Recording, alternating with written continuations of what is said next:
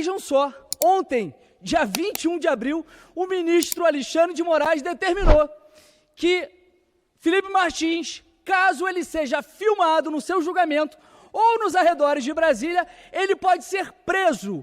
Isso não é ele, não seria ele fazendo um vídeo, mas se ele for filmado por terceiros, ele pode ser preso. E hoje, inclusive, o próprio STF coletou os celulares de jornalistas e de todos que estavam presentes no julgamento no STF contra Felipe Martins, que está sendo julgado por ele ter ido para os Estados Unidos quando nunca foi.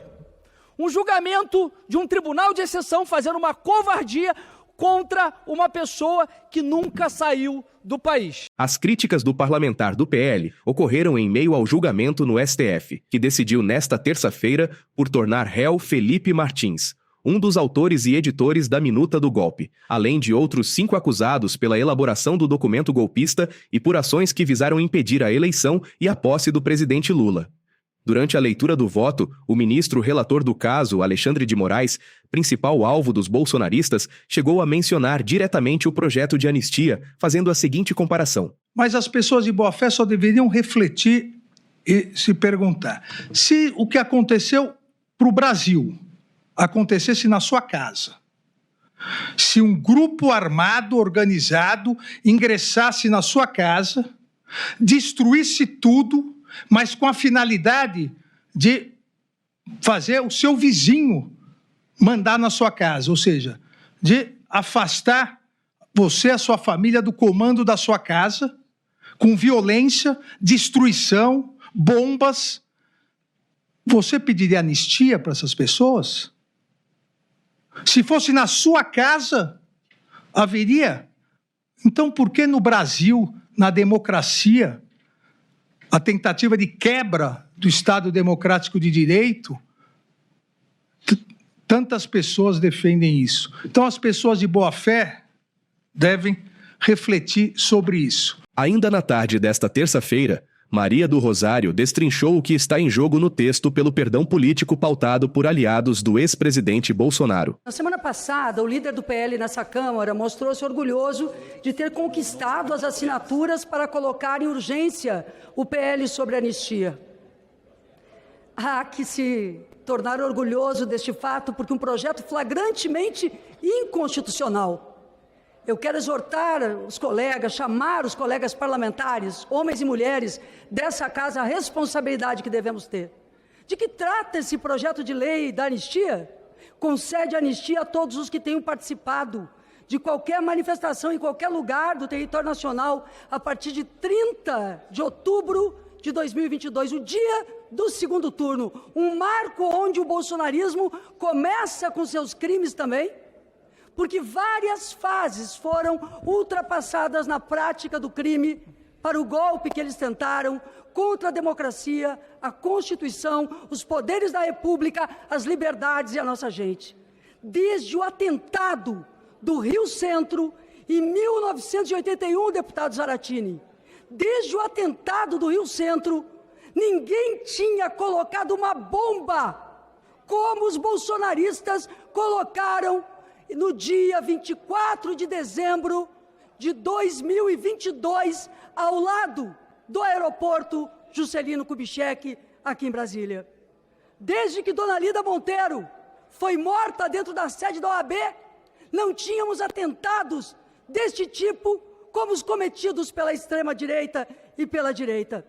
A anistia teria apenas o significado de premiar bandidos, criminosos, que tentaram, por dentro das Forças Armadas, inclusive através de um programa chamado Punhal Verde e Amarelo, urdirem, armarem o assassinato do presidente Lula, do vice-presidente Geraldo Alckmin e do ministro Alexandre de Moraes.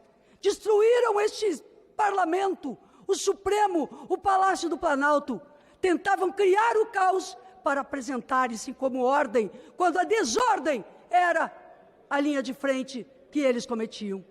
Por isso, nenhuma anistia é digna para estes que agiram dessa forma, sobretudo agora que o Supremo Tribunal Federal chega aos organizadores, aos líderes do golpe, entre eles um deputado Ramagem, Jair Bolsonaro, de má memória na presidência da República, e tantos outros, generais como Augusto Heleno, como Braga Neto, nós não podemos aqui fazer uma anistia para que se dê um salvo-conduto a novos golpistas. Vamos lembrar que a anistia de 1961, daqueles que armaram contra Jango, significou o golpe de 1964.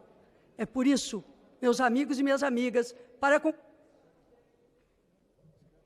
é por isso que eu convoco essa Câmara dos Deputados a alinhar-se com o posicionamento do Brasil, a votar aqui o tema do imposto de renda, retirando o desconto na folha daqueles que ganham salários até R$5.000, que votemos as matérias práticas para o Brasil, que decidamos por uma CPI para a proteção da infância e anistia não para golpistas contra... É um prazer estar aqui novamente inteiro para a batalha em melhoria da vida do nosso povo.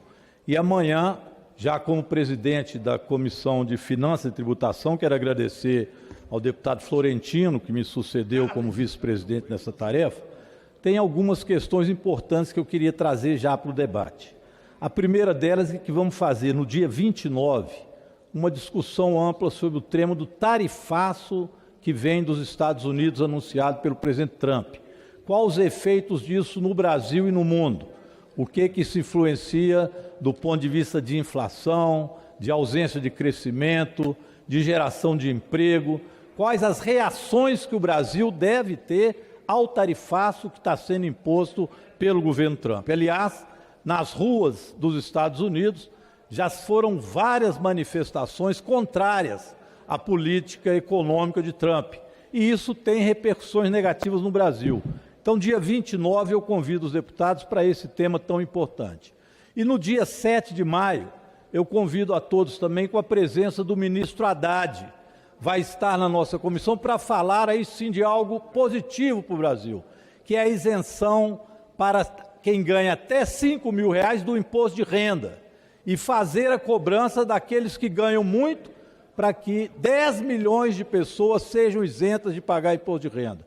Um grande projeto do governo do presidente Lula, e o ministro Haddad vai nos dar aqui os detalhes desse projeto, a repercussão positiva que isso tem na economia. Vamos estar também, presidente, no dia 14, com o presidente do Banco Central, Galípolo, para falar de como foi a reunião agora do Banco Central fará sobre a política monetária no dia 6 e 7 de maio. Mas quais são as perspectivas nessa conjuntura da questão? Eu peço 30 segundos, presidente, que nós, com certeza, precisamos ter uma política para que ele possa baixar esses juros, fazer frente ao tarifaço norte-americano e fazer com que o nosso país possa crescer e gerar emprego. E, por fim, presidente, vou fazer uma discussão também bem mineira, que é do Propag, a dívida que o Estado de Minas Gerais tem com a União e que foi praticamente perdoado pelo presidente Lula com a aprovação do Congresso Nacional, Câmara e Senado, através de um projeto de lei do senador, hoje, então presidente do Congresso, à época, Rodrigo Pacheco. Um projeto importante que o governador de Minas Gerais, Romeu Zema, até hoje está titubeando se assina ou não. O regime de recuperação fiscal dele custaria em 30 anos 300 bilhões. E este custará 30, e o governador Zema, por picuinha política, quer prejudicar o povo de Minas. São debates importantes que eu chamo a todos e todas de aqui nesta casa realizar. Com grande satisfação, pedir a todos essa presença, especialmente na discussão com o ministro Haddad, para que a gente possa ter essa isenção do imposto de renda na faixa até de R$5.000, e também daqueles que recebem de 5 a 7.500, terão também uma redução. Muito obrigado, presidente. Estamos à disposição lá na Comissão de Finanças e Tributação.